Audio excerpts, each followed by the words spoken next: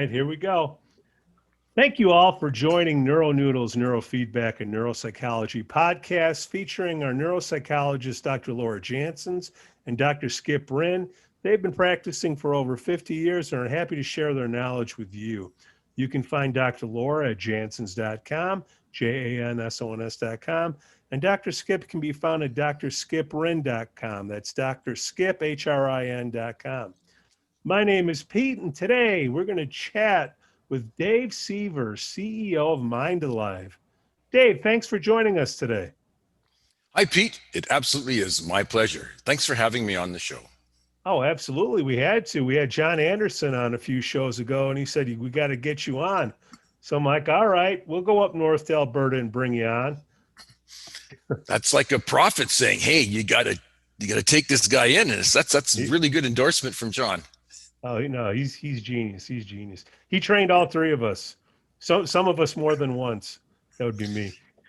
Well, there's a lot of hard conceptual stuff to cover in neurofeedback. Fortunately, John is one of the best trainers you could ever have the privilege of being in the presence of.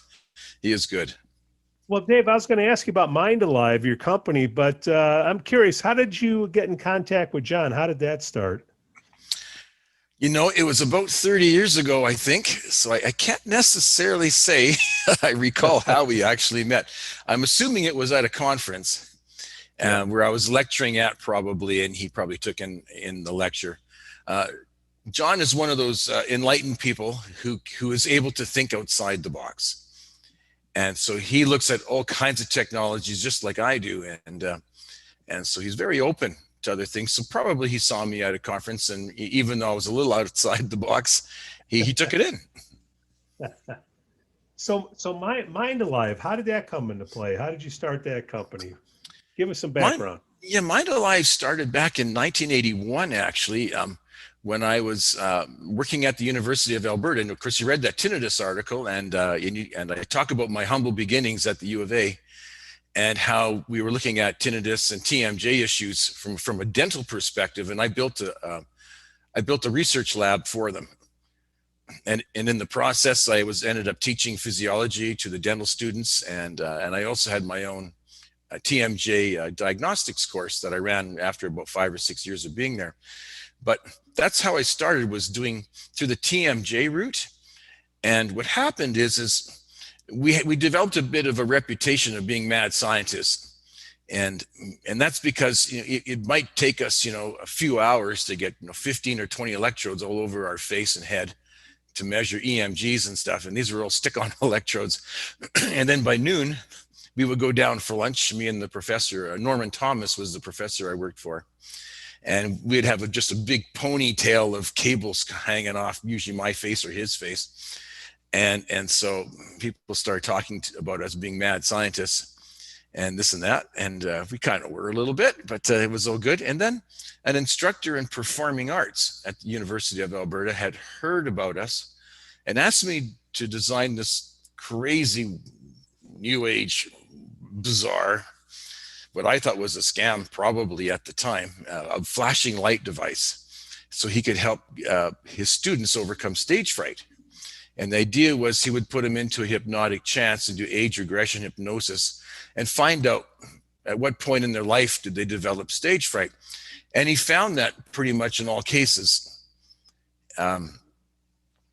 these college students develop stage fright, somewhere is typically in primary school when they were doing a Christmas play or an Easter play or some kind of a play, and they forgot their lines.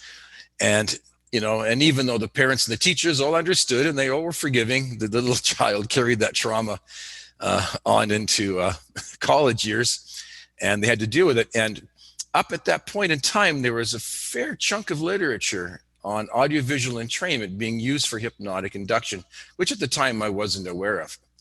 But I was struggling myself with anxiety. The university was not paying too well. And in those days in Canada, interest rates were 18%. Whoa. It was brutal. Yeah, all because of a real estate bear market or bull market, that went wild in Toronto. So the whole country ended up paying this price for Toronto real estate going wild. Anyway, so it was very difficult times. I had a $500 car. I spent many hours underneath the car, getting oil and grit in my face, fixing stuff. That was pretty common. And but anyway, in the process of the anxiety that I was experiencing, and I was starting to develop my own TMJ problems, I started using, fortunately I made 2 devices, and these were called, they were called the David 1. Now I didn't name them after myself. The instructor that I designed it for, he really owed me a lot more money. I worked for $1 an hour when I was done over a 9-month span. And he said he couldn't afford to pay me. But he said, I'll name the device in such a way that you'll feel very honored. And so a few days later, because I had to put a name on the panel. And a few days later, he came back and said, I'm going to call it the David. I'm like, oh, geez, come on, man. I don't think so.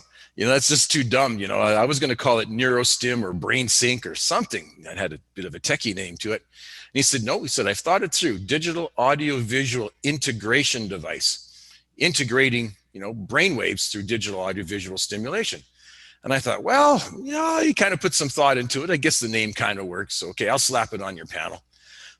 And so I made 2 devices, one for him and one for me, because I was kind of intrigued in it or with it. And so anyway, I put it on the 2 panels. But the thing about silk screening, when you silk screen a big panel, and these machines were big, these were 10 by 10 inch, and you had to wrap the panel around. So it was a pretty sizable panel. And to do all the artwork and make 1 panel was $1,500. But to make 100 panels was $1,600. So I said, let's make 100 panels. Good thing, because I destroyed the first half dozen trying to get these things to glue onto the aluminum casing. And so anyway, I started using it on myself to treat my own anxiety. And it was just absolutely remarkable how I would just drift into a very deep trance and be completely recovered for a day often from my own anxiety. And then we started using it on our TMJ patients. And it was absolutely remarkable how well that worked. Now and when it comes to TMJ, and I do have a TMJ article on our website, there's 2 types of TMJ. There's the TMJ that develops as a result of malocclusion. So your teeth aren't fitting together properly, and you've got bite points in your occlusion when you bite that pre-occlude, and then they throw your jaw into tilt and off kilter, and that can cause all kinds of severe muscle tension and spasms in the jaw. But there's another type of TMJ that is clearly emotional and anxiety, and the 2 are treated, of course, quite differently. And that was one of the things I was doing when I was designing this research lab. I was designing a device where we could discriminate, just by doing some EMG measurements, we could discriminate whether or not TMJ was of emotional or anatomical origins. So anyway, I was using it on myself, and it was working really well. And then we had a group of patients that had severe jaw pain for probably 10 years or longer. And we ran a study on them, and we looked at masseter EMG, which was very high. And we also looked at finger temperature, because vasoconstriction is a sign of being in a flight or fight type state, or sympathetic mind state. And there's also another aspect to this, and it's called TMJ personality. There was a researcher named Bob Yim who had founded a very interesting study looking at what they call TMJ personality, if it's of psychological origins. And what they found is when they had basically a stimulus response test where they had a panel of lights with switches on each light. And when a light came on, you had to hit the switch to turn the light off. Then another one would come on randomly somewhere else, and you had to hit the switch to turn that off. And you had to do it as fast as you could. What they found is that controls and TMJ patients all had high jaw tension at the start. Excuse me. But as controls got better with this game, if you want to call it that, their tension went down and down and down and down. TMJs would go down for the first few trials, and then their tension would start to go right back up again to actually exceed the original tension that they had. And it was a type of performance anxiety where there's self-doubt. And so they develop all this jaw tension. So we gave them a guided imagery that in psychological research has been shown to induce relaxation. And I had them laying down on a nice, couch. They were reclined. It was really nice. And we played this guided imagery that should induce relaxation based on research. Except we said, when we're done, we expect you to be relaxed. All of them tensed up, like double their jaw tension by the time we were done the guided imagery, which was about 4 minutes long. And then we put them on the entrainment right after that, and we took all this jaw tension, and meanwhile their hands were getting colder and colder as they were supposedly relaxing, and their hands were like 76 degrees, almost not much above room temperature, very vasoconstricted. Put them on the entrainment at 10 hertz, which is the alpha band, and in 5 minutes jaw tension was just dropped out of existence. They were so relaxed, and their hands warmed to about 88 degrees Fahrenheit at about the 5-minute interval, and we recorded to about 15 minutes, and their hands warmed up, 15 degrees Fahrenheit in many cases. And I was like, wow, this isn't a new age fad. This is real science. This is cool. So then I got serious about it, and I really started digging into the health sciences library at the University of Alberta, and started discovering that the idea of driving brainwaves was discovered in 1934, and there had been hundreds of physiological studies done, stimulus in, brainwaves out. There wasn't a whole lot of stuff on the psychological aspects of entrainment, but there was enough. And there was hypnotic induction studies. There were other studies like that, but mostly hypnotic type things, or relaxation studies and some things like this. So then I got very interested, and then I started writing. We started doing our own research. I started presenting at conferences, but the biofeedback and neurofeedback communities have been very wonderful. They've been very gracious with me, not having a degree in psychology at all. And they've accepted me as one of their own. And now I lecture there continuously. But fortunately, they let me in. I did some lectures, and then I bought a brain mapping system, an EEG system, and then another. I think I'm on my 4th system now, and to prove that entrainment worked. But in the process, we started now becoming sort of the local experts for doing doing EEGs, and looking at depression, anxiety, ADD, seniors with cognitive decline, and we're certainly doing our share of traumatic brain injuries, both viral based and concussion based. So. And it just keeps going, there's no stopping us now. We're like this big snowball, you can't slow it down. So that's why I'm still here doing this all the time, and I don't know if I'll ever get out of it. It's utterly fascinating, and I'll probably just do this for life. Dave, that's the first time I think we brought up TMJ. Dr. Skip, Dr. Laura, have we come across any TMJ in our practices?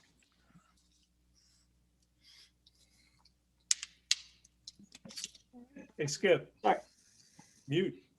He's muting too. Oh, there we go. I'm back. Sorry about that. Yeah, for sure. People report it, but I'll ask Laura here too, but I've never really followed up on it too much, other than, hey, it's causing me discomfort. It keeps me up at night because of the pain and that kind of thing. And maybe it was related to a TBI, meaning an accident, right? So it's kind of all inclusive, but certainly never went down the trail of, hey, there might be something going on here. What about you, Laura?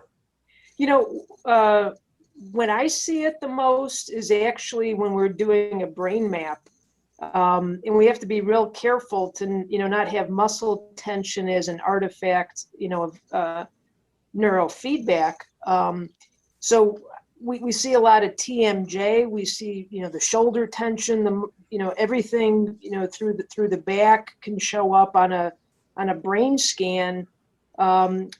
So, it's something we have to be very careful that we're not looking at that. And we do have EMG sensors to do biofeedback to try to, release a lot of that stuff. Now that people are wearing masks for doing their brain scans, I had a young teenager the other day, and they had pulled their mask down just to adjust it. And it turned out they had braces on. And so the braces and the tension in their jaw were showing up in the brain scan. So It's absolutely something we see all the time. And we get a lot of ear, nose, and throat doctors refer to us with the TMJ and with the tinnitus and the vertigo. So yeah, we're seeing some good results, and it's nice to have these kind of doctors refer to us. You think you think a dentist would refer on the grinding, the TMJ? I would hope so. Yeah. Are you seeing a lot of dentists refer to you, Dave? Not too much, no. And the issue with, as you know, with so many disciplines in medicine, everybody has their own specialty and they have blinders on to everything else. Yeah. When I was involved with the university, we saw a lot of tinnitus, and even post-university, I was lecturing to dentists in the local area, and we were getting TMJ referrals. That was a pretty common thing, but that was 30 years ago. And so no, we're not really getting any of that anymore. Now we're getting more what you might call idiopathic tinnitus a bit, but we're also getting just walk-ins. We don't get it, we're getting just walk-ins, and they could have TMJ issues. They could have psychological issues causing it. They could have even somatosound, which I thought was fascinating, because we've seen that before, where actually there are sounds generated in the arteries. When arteries, let's say, get a little plaque in them, the water will ripple over the arteries, over that plaque, like water in a brook does, or in a creek. Sure. And then it'll make vibrations, and they'll hear this buzzing sounds in their ears, and it's actually real sound that a doctor can hear if they put a stethoscope to the ear canal. They can pick it up with a stethoscope, and that's called somatosound.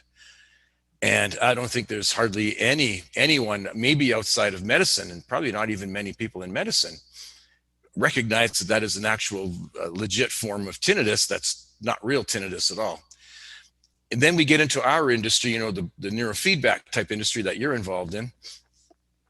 And people are taking this to crazy lengths. They're looking at all the thalamocortical dysrhythmias and all that stuff. And it's getting to be I don't know. I think there's a fair bit of psychobabble that's starting to play out in some of it. And yet some of it is true. I mean, they're finding that there's issues, with the ventromedial prefrontal cortex and noise suppression circuits, and that affects the hypothalamus, gating areas, and all of this stuff. And certainly attentional circuits play a role in tinnitus. But because everybody has blinders on and only sees their little bit, they're not looking at all the forms. So they always have a high failure rate. I mean, if there's 4 major types of tinnitus and you're treating everybody globally as if they're all the same, you're going to have a 75% failure rate. And that's what's going on in the tinnitus, sort of, if you want to call it tinnitus profession. They're all having high failure rates because nobody is bothering to classify the tinnitus and treat it accordingly to its classification.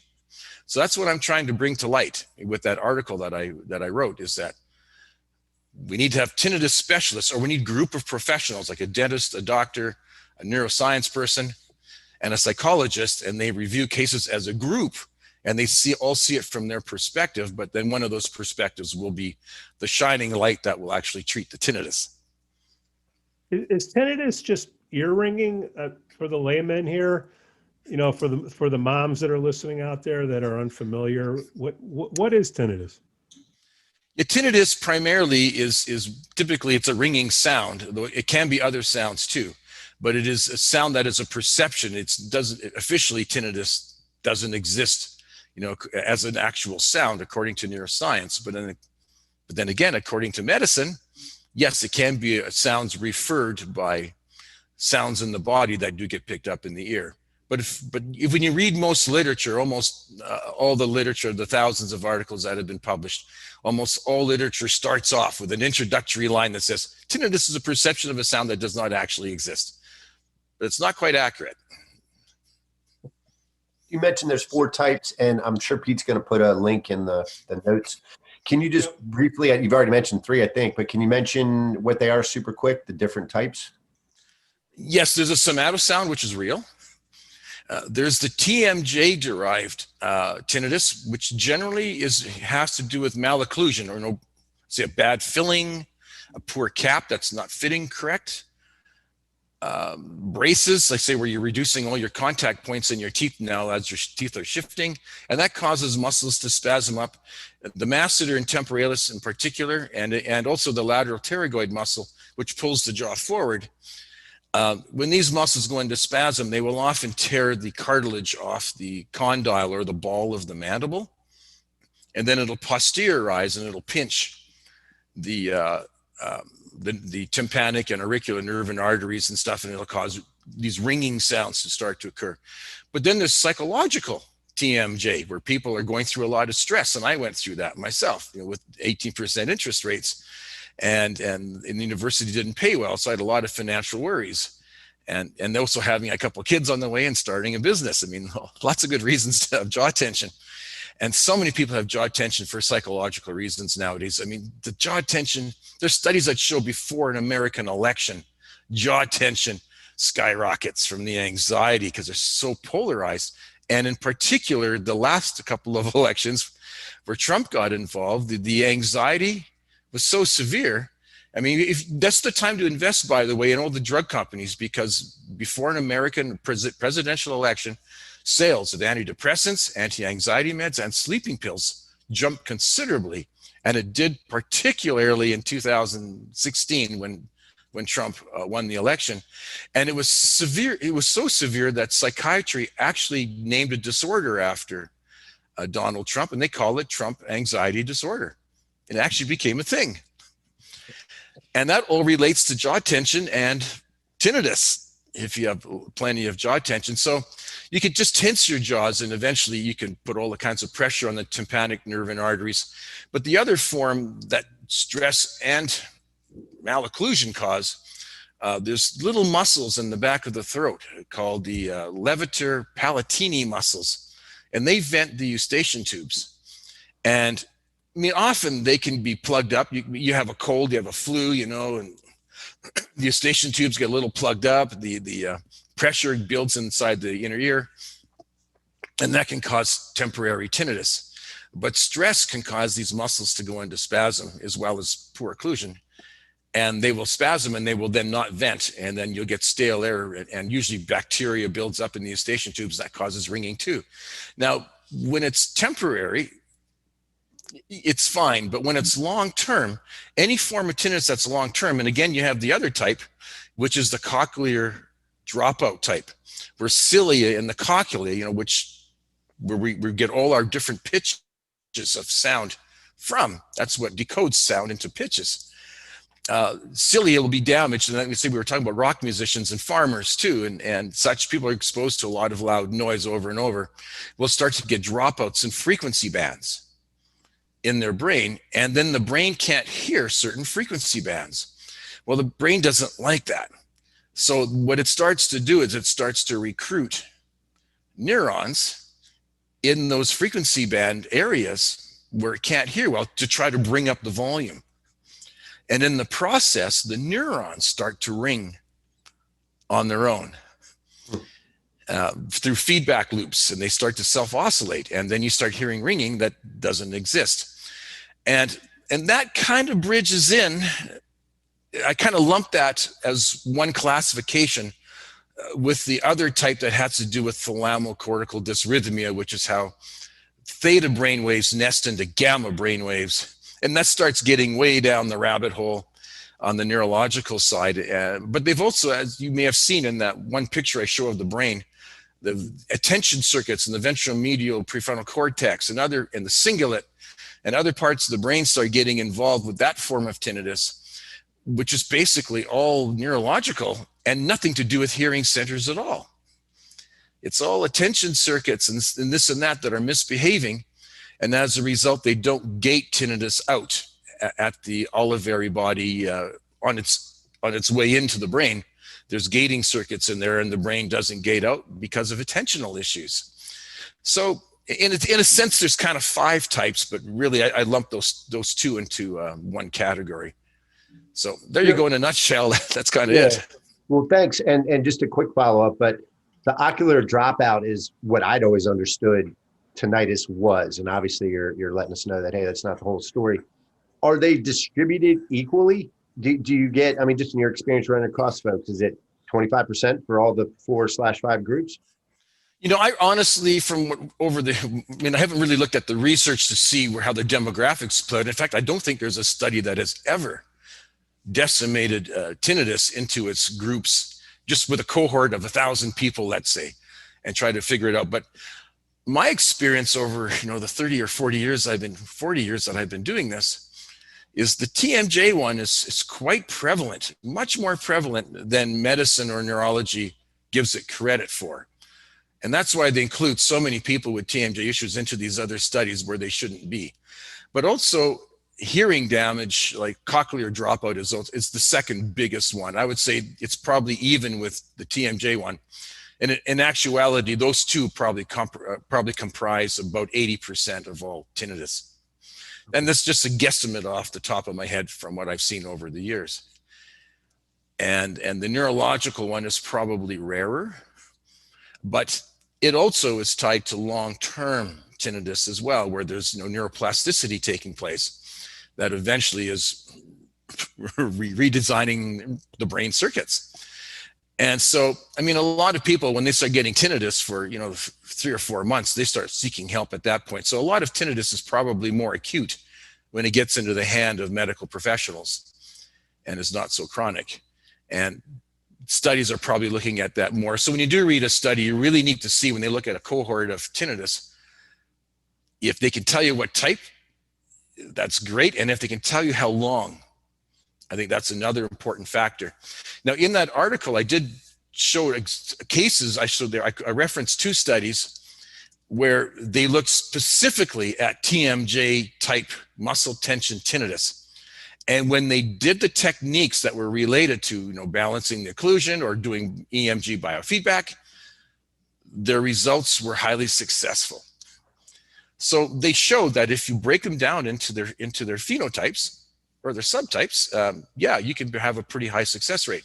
But you do have to break them down and identify what their origins are at that point in time. Like I say, in a lot of these, which could be TMJ at the onset, or they could be cochlear dropout at the onset, often end up becoming the neurological type over the years through neuroplastic changes in the brain. Dr. Laura, Dr. Skip, what's the brain map going to show for the TMJ and then for the tinnitus for the new clinicians out there? Or is it too hard to pick up? Oh, no. TMJ? A lot of the jaw tension, again, the person I was mentioning with who's wearing braces, they showed on both sides over their ears, just a lot of dysregulation. So, and it's, bilateral, because it's going to be both sides most times. And it's going to be this artificial, dysregulation on both sides over their ears. And when I was in biofeedback, I'll back up a little bit, biofeedback training, the way it was explained to me is that a lot of our tension originates in our belly, and we can say intestinally and all of that, we go down that place. But, when you take a deep breath, you want to, you fill your lungs and your abdomen goes out. And the point that they were making with us in the training is that your ribs move up and down when you're breathing. And your shoulders kind of get into the act when you're breathing. But the point is your shoulders shouldn't move when you're taking a proper deep breath. And so when you're extending your shoulders during breathing, that tension, rolls up your neck and up through your jaw. Now you have this jaw tension. I know he's mentioning different types of jaw pain, but the one maybe, he's referencing psychologically is you got this improper breathing. You're always in fight or flight. You're using your shoulders to breathe when they're not involved, they shouldn't be involved. And then you got the jaw pain, and then the tension goes up the side of your face and into the frontalis, your forehead muscles. And so your tension is from belly to your forehead. And in a very simplistic way, you can attack the fight or flight anxiety. If you alter one part of the system, they all come. So if you lower your breathing rate, your muscle tension should come down. If you increase, you go the other way, you increase your muscle tension, here comes your breathing rate. So they all kind of move along on one system, up or down. And the easiest thing we find we can consciously control is our breathing by say, hey, hold your breath. That's something you can consciously do. If I tell you, lower your reduce your jaw tension. That's probably something you can also consciously do. But the point is, if you can, affect one part of the system, they all come down. And if you can put sensors everywhere, we have all that equipment. You put sensors for your heart rate, sensors for your the sweat on your fingers, sensors on your face to reduce the muscle tension. And we can do these kind of assessments. I'm sure Dave could talk about it, that you could put a sensor on each side of your face, and you could do a little assessment, and maybe there is some imbalance where one side is tighter than the other, and you loosen one side and the other one tightens, and kind of back and forth. And the more you can gain conscious control over it, the more confidence you can have to affect change and be more in control of what's going on. What about the tinnitus? Can I clarify real Go. Yep. 10 with the 1020 system? What are you thinking? C3, C4, T3, T4? Is that where this would show up? Absolutely, yeah, all of that over your ears, yeah, everything. And then, and again, your front muscles get involved too. So it's not all just, the specific place that is dysregulated, but Sure. Again, if you get the muscle, improper breathing in your belly, that affects your shoulders, affects your neck. Now you got, T3, T4, C3, C4. But then it moves up to the front too. And that's actually more of what I'll see is this front tension by, both sides bilaterally in the front. And it could well be from improper breathing and from jaw tension and everything in between. Okay. What were you asking, Pete? Sorry. Yeah, that's TMJ. What about tinnitus? I can't remember seeing a brain map with tinnitus. So. Yeah, tinnitus. Yeah. So that's going to be more cerebellar things that we often see. And actually, when Dave was talking, I was thinking of the thing that popped was just anticipatory hearing. Like your brain is anticipating hearing something when there's nothing there, and that kind of made me think of like phantom pain. Like your brain is anticipating a leg there and there isn't one there, or something like that. And kind of this forward loop of I'm going to hear something, and it just. And then it has this obsessional quality, and then just kind of keeps on. So yeah, you're going to see anterior cingulate things, cerebellar things. And when I do like vertigo, I believe someone, Pete, had some vertigo, and we did some cerebellar training with them. Yeah. And yeah, when she stood up, she was having trouble with her balance, and we did some cerebellar training and kind of helped her put that back together. That was pretty quick. It was, yeah. We did, a couple sessions, and she was good. Dave, back to you. I have on my notes here, what is AVE? Well, AVE is audio visual entrainment. And so that's flashing lights and pulsing sounds in the ears. Now, originally, when it was conceived in 1934, it was all about frequencies in and then the brain. What basically entrainment means is that if you put stimulation into a biological system, it will often start to resonate with that stimulation at the same frequency. And of course, with the brain, this is very easy to do with lights and sounds, and especially lights. I mean, every time a light flashes into your eyes, it routes up through the optic chiasm into the thalamus. And the thalamus is the gatekeeper of basically most of our rhythms, including beta or excluding beta, is routed through the thalamus. Alpha waves, most theta rhythms, except for hippocampal ones, and delta rhythms, and even beta is influenced by the thalamus. And so if you flash lights at any frequency, pretty much between, about 3 or 4 hertz to 40, you will see that signature show up in the EEG. That was mostly based on very, very intense, very, very intense strobe lights that were like in the 50,000 lux area. And neurology still uses flashing lights all the time that are extremely intense to try to see if there's epileptiform activity going on in the brain. Our version of entrainment is much more gentle than that. We don't use square wave stimulation as neurologists would, because square waves are the type of waves that can trigger seizures. So we round all of our waves. We typically use sine waves, or what we would call a sort of a fast sine wave, We also use field stimulation for a lot of our stimulation now, because the left fields of both eyes goes to the right hemisphere and the right fields go to the left. And so we can do the left fields at a different frequency than the right side. Like for instance, with depression, where you typically will see heightened alpha in the left dorsolateral prefrontal cortex, which is right around F3 on an EEG, as compared to F4. And so we have an alpha beta protocol where we put basically alpha on the left fields for the right brain to calm those sort of the fear centers are more on the right frontal area. And we use then beta in the right side to suppress the alpha down on the left hemisphere and the left frontal lobes. And what is interesting about entrainment, entrainment not only increases the frequency of stimulation, but generally suppresses the half frequency of stimulation.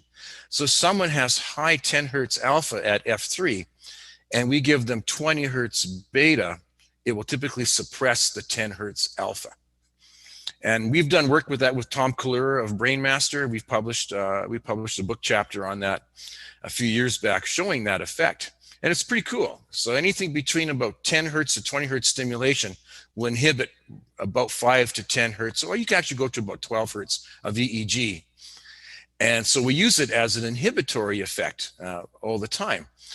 Tom has a beautiful example of an ADHD boy who is cranking out huge volumes of 7 hertz theta. And that's why he's ADHD. Tom gave him 14 hertz photic stimulation. And within 2 minutes, that theta was completely suppressed. So it's very fast at how you can do that. But that being said, other things about entrainment, again, the term entrainment implies that there's a frequency in the brain, in this case, that follows the frequency of stimulation. But studies have shown that entrainment drives up cerebral blood flow considerably.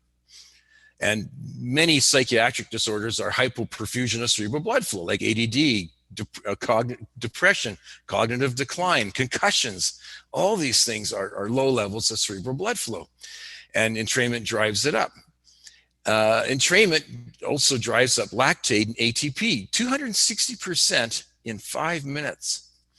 And that might be why we see really miraculous stuff usually happen at about the 5 to 10 minute mark, especially on concussion. It's wild what you see change with concussion, usually 10 to 15 minutes into entrainment. The weird thing is that the concussion group that I'm looking at have what I'm calling a thalamocortical disconnect. So because of a crash in lactate and ATP, which is glia regulated, there's a subsequent crash in norepinephrine, which is the brain's adrenaline, which also then causes a crash in the calcium gradient. And all synapses in the brain must have calcium, or they can't mediate the neurotransmitters that cross the synapses when there's action potentials. So the whole system crashes down. And that's why I've got a DC system now. I've got this cute little, you might like this. This is a Mitsar Bluetooth transmitter. It's called the Smart BCI, and it measures DC as well as AC, because the chemicals in the brain are going to affect the DC. And lactate and calcium and so on have very positive charges in the brain. And what I'm seeing is that over areas where there's severe brainwave slowing, I'm also seeing DC potentials that are in the millivolt level, not microvolts, but millivolts, like 2, 3, 4 millivolts. And you'll see real slowing of the brain. And what I assume is going on is that with the chemical instability, there's a point at which the thalamus gets too charged with respect to the cortex, and then it stops oscillating. And then that's when everything starts to really crash. And low levels of lactate are associated with severe anxiety, but also in the process of crashing the thalamocortical loop, they can't make alpha waves anymore. So they have generalized anxiety disorder because they can't make alpha waves. These guys are low voltage and they're very flatlined on an EEG, very flatlined, just a couple microvolts, and they can't make alpha at all. So I have to set up the environment to be very alpha conducive, because you can easily not have alpha if you've got all kinds of thoughts running around in your head because of stressors in your life and anxieties in your life and so on. So I typically do 15 to 20 minute. Can you guys hear that machine running in the background? Is that tinnitus? No, that's a washing machine that's on spin, and then the door should have been closed. If you can't hear it, if the mic doesn't pick it up, then we're good. No, we're good. I Okay, thought I good, had good. a It's little quite ringing in my ears. yeah, it's quite loud to me. But anyway, so these guys are very flatlined, and normally your alpha. So anyway, I have to set up the environment to be very alpha conducive, because you can have psychological anxiety, and brainwaves are so dynamic. Even if your patient is just uneasy in your treatment room, they're not going to make alpha. And if they're uncomfortable, if they have pain, I have found that that younger ladies, pretty younger ladies, have had their share of rudeness from guys, and they're typically guarded, being in a room alone with the guy, like me, laying down in a chair, and I always recline them as well, so they're very comfortable. And I put little cushions under their bum, their back, their shoulders, their neck, just to make them as comfortable as possible. And I found that, again, if it's an attractive young lady, and if she often won't make really any alpha, but if I put a light blanket on her, her alpha will jump 2 standard deviations. So we have to factor all these things in. And I turn on a fan for white noise, I dim the lights, and I make the environment very conducive to make alpha. And what I'll often see is I'll see a few channels will make alpha, and other channels are flatlining. And those are the damaged circuits, but they're really not damaged from an MRI perspective. From a structural perspective, they're damaged metabolically. So they're just not running metabolically. And then we see these voltages showing up in the DC band. Sometimes the entire head is flatlined and they just can't make it at all. That being said, though, there are people like doctoral students, people running businesses, even police officers, where there's so much anxiety going on in their head or in their mind that they cannot make alpha because they have racy thoughts continually going on. And if your eyes are closed and you're racing with thoughts, you're not going to make alpha either. So if I'm 5 minutes into a recording and they're still flatlining, I will just quietly say, just let your thoughts go. And if that alpha suppression is psychological, I'll suddenly get a big burst of alpha across usually almost all the channels for about a minute. And then it all suppresses down as they start thinking again. But now I know that alpha suppression is psychological, it's not neurological.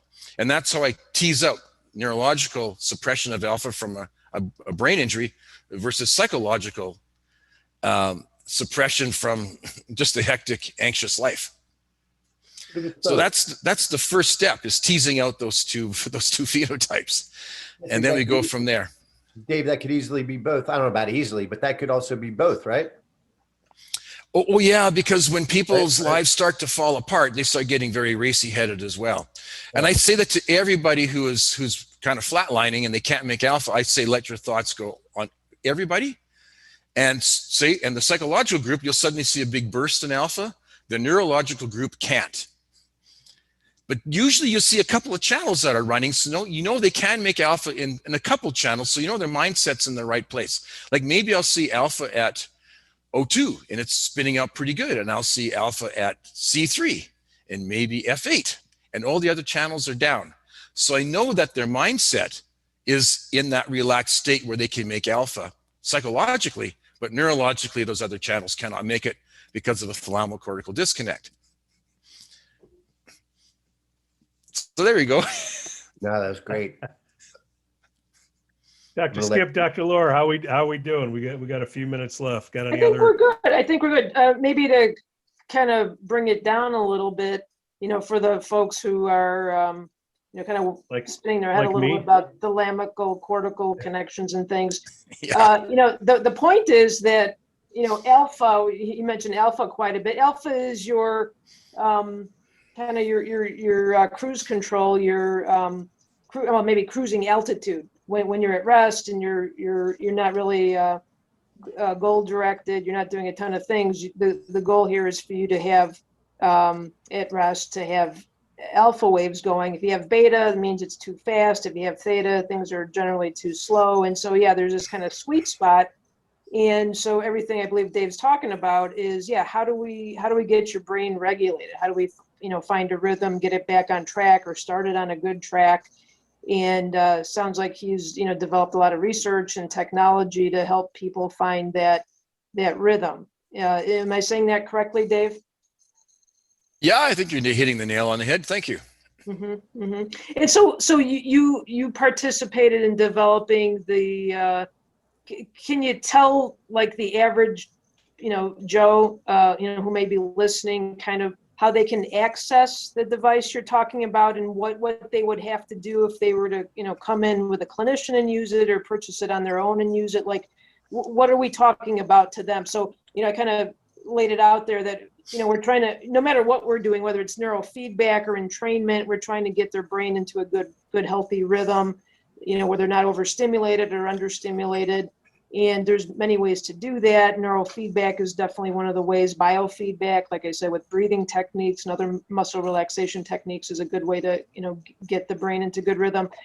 Can you describe, since, there's no visuals here, kind of what entrainment technology you have available and how they might access it, or what a session would look like to them if they were to come in and use it?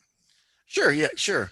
Well, we have about 500 clinicians throughout Canada and US probably who are distributing and use our equipment. And then around the world, we have other clinicians as well. Fortunately, the negative side effects of entrainment are pretty much non-existent, at least the way we do it. They're pretty much non-existent. And so it's safe. It's a safe technology. It addresses most of the things that, that are issues when we have psychological issues. Like it drives up norepinephrine, some serotonin and endorphins go up with entrainment. Cerebral blood flow goes up. Lactate and ATP go up. Heat shock protein goes up. And plus, you can take people who are going through severe anxiety and flight or fight, and we're getting a lot of this now with COVID, and you can immediately go into a very deep, sort of a meditative trance, which only takes a few minutes.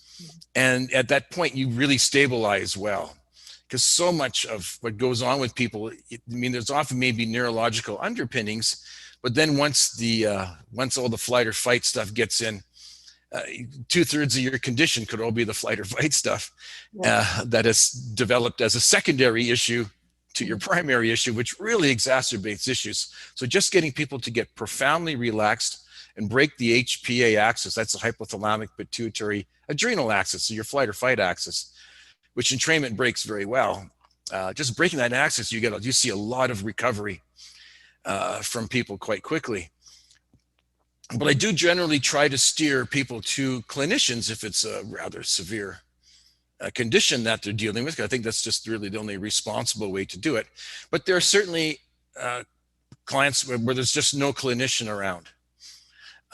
So they can buy the gear off our website. Often I'll have maybe a conversation with them about it and what to start with and what their symptoms are, and maybe we'll try to give them a little guidance on what maybe they could run first.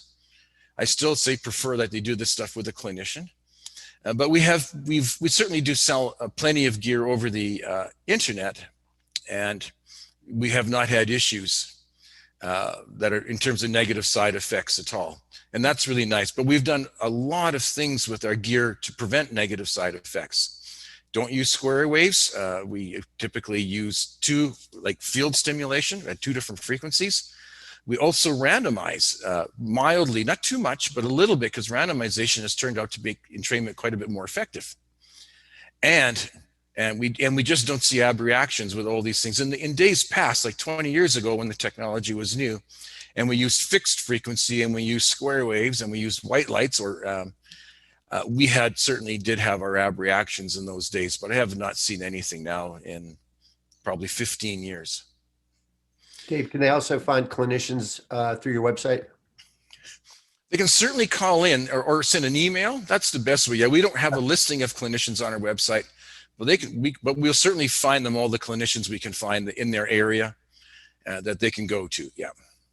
So, but they can purchase the device, and then use one of your clinicians or find a clinician locally who can kind of walk them through the process. And so just real quick, so entrainment is this procedure of putting headphones on or wearing goggles, and you probably can say obviously better than I can, but they're either having some kind of stimulation visually or with sound frequencies that help them regulate their brain functioning and get in close to that alpha state or that relaxed state where the fight or flight system disengages. And so they're wearing this device rather than neurofeedback where they're watching movies or something like that, and they're getting their brain waves trained to be regulated. This is actually stimulation through visual stimuli or audio, like they're listening to different sounds that help them get their brain into a good groove. Is that right?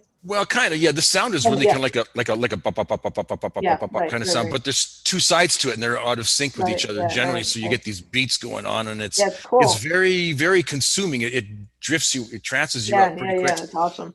Yeah. Then the lights are flashing away too, and you see psychedelic patterns, which are quite engaging.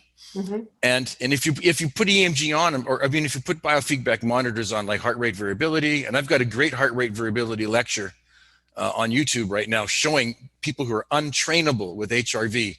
As soon as you add entrainment to the process, their HRV is beautiful in minutes. John LeMay has done some nice work for us in that.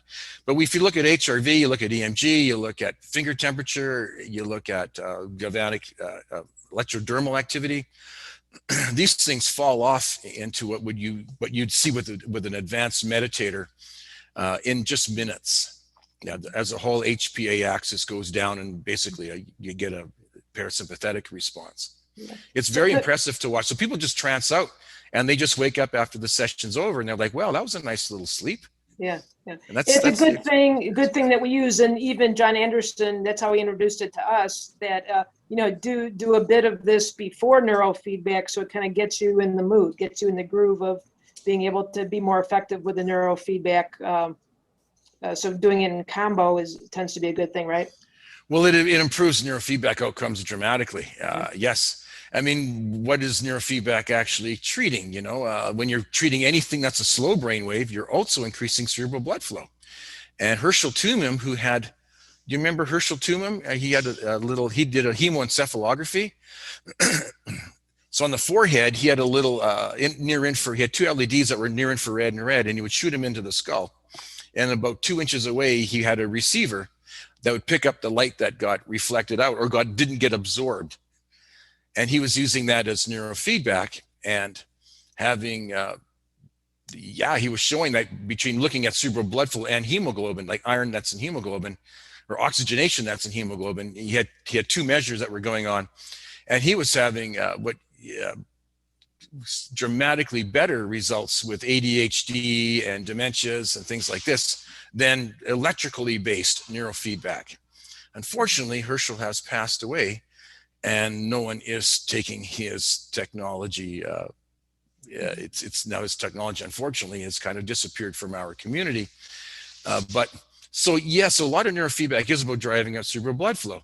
Some neurofeedback is also about just engaging on a task and learning how to engage on a task. And studies of neurofeedback have shown that if a clinician is present with the patient, neurofeedback is more successful than if the clinician is not present. And that's, again, partially about getting to do an attention task and learning what the states feel like. And by measuring the EEG, you can certainly then have an objective measure to associate. An alpha state, is very different than a suppressed alpha state where beta is more dominant. And we used to make I used to manufacture an EEG device that had a bar graph on it and a tone. And I would teach my clients how to focus intently, and the bar graph, which mostly measured alpha theta, would drop almost to zero as they were very intensely focused, and then meditate and go into a trance. And then the bar graph the tone would go boo, and the bar graph would just be climbing as their alpha is coming up and up and up. So learning to what states feel like and how to shift states is essential for good brain functioning as well, because we need to know how to get into one state and get out of and go into another state depending on the situation that we're in. And when you look at, let's say, ADHD and dementia and concussions, or they're stuck in one state and they can't flex out of it. And then you get all your anxious people who are very, very, very way too intense, and they don't make any alpha much naturally, and they need to learn how to make it so they can be, because people who are too intense don't do well socially, they struggle with sleep, they struggle with other issues, and now they have to learn how to bring that alpha up. And when soon as they do and they're more relaxed, they socialize better, people enjoy hanging around them better, and their relationships improve and so on. So neurofeedback is partly about modulating, say, on an electrical level, we're modulating the waves, but also on a neurological level, we're modulating neurotransmitters, we're modulating cerebral blood flow, and other things that are going on. We're modulating the glia, and other things are going on that modulate the neurons. Like, for instance, all gamma activity is all glia based. So if you're going to do gamma up training, indirectly, you're actually modulating the glia to modulate the neurons. You're not going directly to the neurons, which is what we're actually, even though we're measuring the neurons, we're not actually modulating the neurons. We're doing it indirectly through the glia. So all these kinds of things are even going on with neurofeedback, as they are with entrainment. And other technologies too, like transcranial DC stimulation has similar effects as well. And pulsed EMF, they all have similar effects in terms of cerebral blood flow, neurotransmitters, and other things. I don't know about measures in terms of lactate and ATP, which entrainment does drive up significantly, or heat shock protein, which entrainment drives up considerably as well. But certainly you see that there's overlap with all these technologies generally in terms of the electrical, the blood flow, probably the neurotransmitters at least, and glia activation. Sounds like we need another show. We need another. We got to bring Dave back. Holy, we got to bring you back, Dave. I want to hear about your research on concussions, TBI. I think that'll be fantastic. We'll send you the link. You're going to find it pretty fascinating. And there's one case that I would love to show. We almost need some visuals. But one of the things about concussion is that almost everybody who has bounced around somehow and joggled their brain, even if they didn't actually have a concussion, they may be whiplash or other things. I did it to myself just doing somersaults one day. And you can pop your atlas bone out of position. It's called a subluxated atlas. And it is so prevalent amongst concussion cases that I will not even brain map anyone now until we've reset their atlas bone, because it pinches the brainstem and causes the brain and the mind to go wild.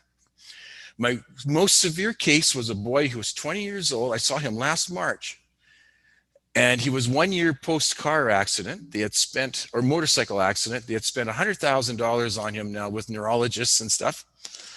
Still, he was having seizures all the time, 5 to 10 minute. They weren't real seizures though. These are brainstem seizures, which I had not seen before. And he would be paralyzed for 5 to 10 minutes. He could see and hear, but he could not move. And if he didn't get down fast enough, he would fall over and bang himself on the ground. And the father was, I lectured in Sacramento, and the father took in my lecture and came up to Canada, and we mapped this boy. And sure enough, outside of his alpha spindles being all disconnected everywhere, nothing was, there was the co-modulation and severe phase issues and co-modulation issues. To a lay person, you couldn't really tell that he was having issues really, because there were no spike and wave activity in his brain whatsoever. It was all from a brainstem. And anyway, one of the signs of a subluxated atlas is if you see a shoulder like this when they stand against the wall and they're all spasmed in that neck and shoulder, they probably have an atlas bone that is shifted. And there's only one profession that can treat it that I have found so far. And some people will make it even worse. And these are the only people I have found that can treat it are chiropractors who have taken training from what's NUCA, it's called, National Upper Cervical Chiropractic Association. And they use x-rays to evaluate where that atlas bone is. So they're not just yanking and pulling and guessing where it's going to end up. Those chiropractors make things worse, generally speaking. Anyway, I got full EEGs on this guy during seizure, not during seizure, and all of these issues. Anyway, we got his his atlas bone straightened out, and immediately he never had a seizure again. Wow. Or an event. Dave, you're coming back. That's all there is to it. Dave, your website is mindalive.com. Is that correct? That is correct. Yes. Okay, we're going to point everybody over there. Check out the equipment. We're going to have links on the podcast and on our blog. Dave, can you? John Anderson recommended you to come on the show. Can you recommend somebody to come on the show? We'll reach out to him. Actually, I can. With all this concussion work that we've been doing and using entrainment, it so far has been the only technique I've seen that resolves this flat-lined thalamocortical disconnect type of concussion that is falling through the cracks. And it's also seems to be viral based as well. And it's a metabolic disorder. It's not real. It's not a structural disorder. Anyway, I've been sharing this information with a lady who's been working with a lot of football players from NFL who are a mess. And she uses entrainment as triage because these gentlemen are so unstable that they could hurt themselves or somebody at any given time, and nobody knows when that's going to happen. So she uses entrainment as triage. She also uses it with heart rate variability training as well to get them stabilized as well. And her name is Becky Bassham, Bassham. Her and I have been co-lecturing at the different conferences. And I do my section on TBI, and then she does her section on the football players. And she would be also a great person to have on your show. Oh, great. Dave, thank you so much. I'm going to reach out to her as soon as we get done here. Sure. Guys, we're out of time. What a show. We got our money's worth. Dave, thanks for coming. Dave. I'm glad we had you on. Oh my goodness. Idea for a topic, please email pete@neuronoodle.com. Dr. Laura can be found at Jansons.com, Jansons.com. Dr. Skip can be found at drskip, HRIN.com. And again, Dave can be found at mindalive.com. Check out some of that equipment there. Please give us 5 stars on Apple Podcasts. Smash that like button on Facebook, Instagram, and follow us on Twitter. Cue the music. All right.